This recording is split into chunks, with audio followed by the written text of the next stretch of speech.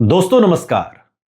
महाराष्ट्र में इन दिनों महाराष्ट्र में महानगर पालिका के चुनावों के लिए प्रचार आखिरी दौर में जब पहुंचा है तो समझ लीजिए जुबानी हमले भी बहुत तेज हो गए हैं।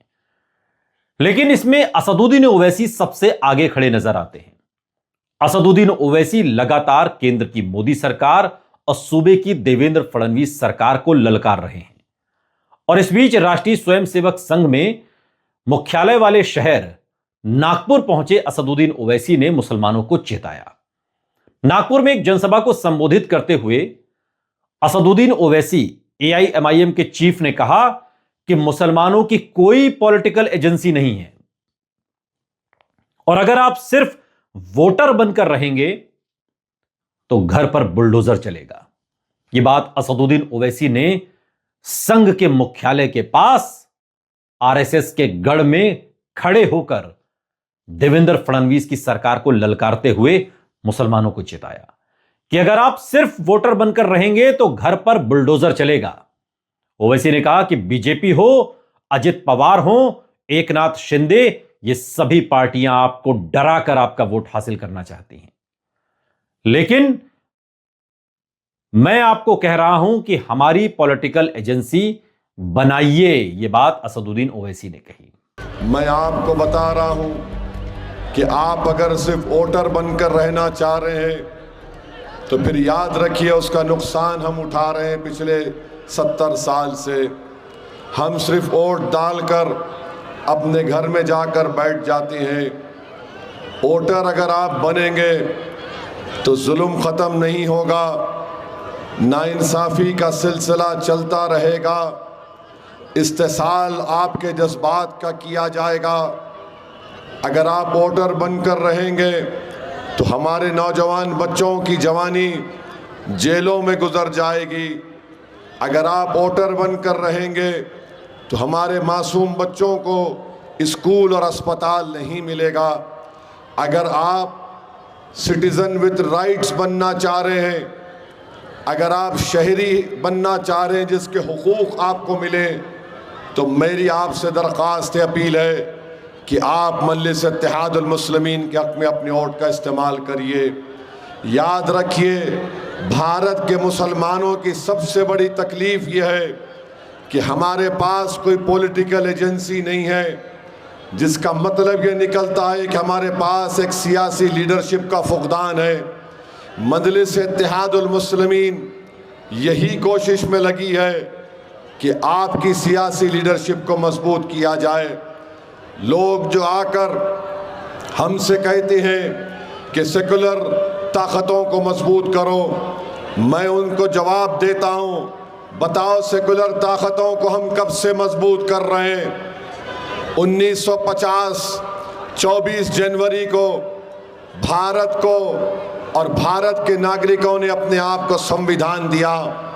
1950 24 जनवरी के बाद से लेकर 2024 तक 18 लोकसभा के चुनाव हुए, महाराष्ट्र में कई विधानसभा के चुनाव हुए। बताइए, हमने हमेशा सेकुलरिज्म को जिंदा रखने के लिए वोट दिया। तो मेरा सवाल आपसे ये है कि आखिर हमको क्या मिला? हमको ये मिला कि झूठे इल्ज़ाम में किसी को गिरफ्तार कर दो और 3-3 साल 4-4 साल उनकी बेल नहीं होती है, ट्रायल कोर्ट में केस नहीं चलता है। हमको क्या मिला? हमारी इबादत गाहों की बेहुरमती मिली।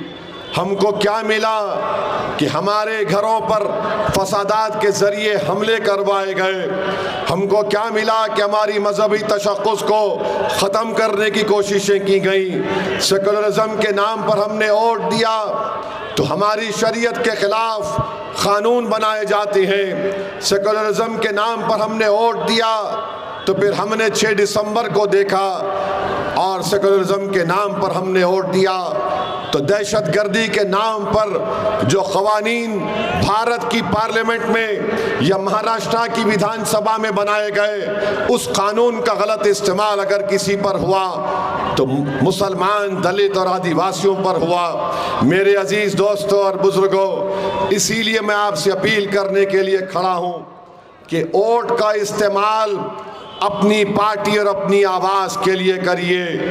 याद रखिए, ये जो लोग आकर सियासी सेकुलरिज्म की बात करते हैं, सबसे ज्यादा मक्कार और दुश्मन मुसलमानों के, दलितों के यही लोग हैं जो सिर्फ इलेक्शन के वक्त सेकुलरिज्म की बात करते हैं। जो सेकुलरिज्म का हवाला संविधान में लिखा गया, तमहीद में लिखा गया आइन के, मैं उसको मानता हूं। ये सियासी सेकुलरिज्म को मैंने कभी नहीं माना।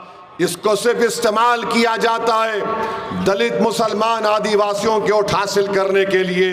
इसको इस्तेमाल किया जाता है ताकि आलाजात के लोगों का इख्तिदार पर कब्जा हमेशा रहे। सेकुलरिज्म को इस्तेमाल इसलिए किया जाता है ताकि हमको सिर्फ वोटर बनाकर रख दिया जाए। मैं आपसे अपील कर रहा हूं कि आप अपने वोट का सही इस्तेमाल करिए। ओवैसी की पार्टी मुंबई बीएमसी चुनावों के साथ ही कई शहरों में महानगर पालिका के चुनाव भी लड़ रही है और इनमें मालेगांव, भिवंडी और औरंगाबाद सबसे प्रमुख है।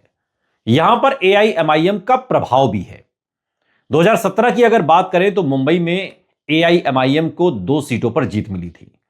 पार्टी ने 2024 के विधानसभा चुनाव में खाता भी खोला और जिस तरीके से नागपुर में एक बड़ी सभा को संबोधित करते हुए ओवैसी ने फेसबुक पर लिखा कि नागपुर के ताजबाग में आयोजित एक विशाल जनसभा को संबोधित किया और अपने भाषण में मैंने नागपुर की गयूर और जो गरीब और जागरूक आवाम से मैंने महानगर पालिका चुनाव में पतंग के निशान पर वोट डालकर एआईएमआईएम के उम्मीदवारों को कामयाब बनाने की अपील की। वो कहते हैं कि इसके साथ ही मैंने हजरत बाबा ताजुद्दीन दरगाह पर हाजिरी भी दी। हैदराबाद से लोकसभा सदस्य और एआईएमआईएम के मुखिया असदुद्दीन ओवैसी महाराष्ट्र के दौरे लगातार कर रहे हैं और लगातार उन्होंने अपनी जो चुनावी जनसभा हो रही है, चाहे वो परभणी में हो, जालना में हो, अहमदनगर में हो या फिर नागपुर में या अमरावती में जो उनकी रैली हुई, जहां चांदनी चौक पर उन्होंने रैली की, इसके साथ ही अमरावती महानगर पालिका चुनाव में भी वो लगातार यही अपील कर रहे हैं और मुसलमानों को चेता रहे हैं, उन्हें आगाह कर रहे हैं कि आप सिर्फ वोटर मत बनिए, आप अपनी तकदीर का फैसला करिए और अगर आप सिर्फ वोटर बने रहेंगे तो आपके घर पर बुलडोजर चलेगा। असदुद्दीन ओवैसी की ललकार यूं ही नहीं है। बीएमसी के चुनाव में मुसलमान वोट बहुत महत्वपूर्ण है। तकरीबन 20% की आबादी मुंबई में मुसलमानों की है, जिसमें एक बड़ा हिस्सा उत्तर भारतीय है। 70% मुसलमान उत्तर भारतीय हैं, जबकि 30% मुसलमान गुजरात और दक्षिण भारत के हैं। असदुद्दीन ओवैसी की नजर इन दोनों मुसलमानों पर है जो दक्षिण भारत से आए हैं या फिर जो नॉर्थ के हैं, और इसी वजह से असदुद्दीन ओवैसी लगातार बीएमसी चुनाव में अपनी पैठ को मजबूत कर रहे हैं और आगाह कर रहे हैं आवाम को कि अगर आप सिर्फ वोटर बने रहे तो आपके घर पर बुलडोजर चलेगा, इसलिए आप हमारी ताकत बनिए।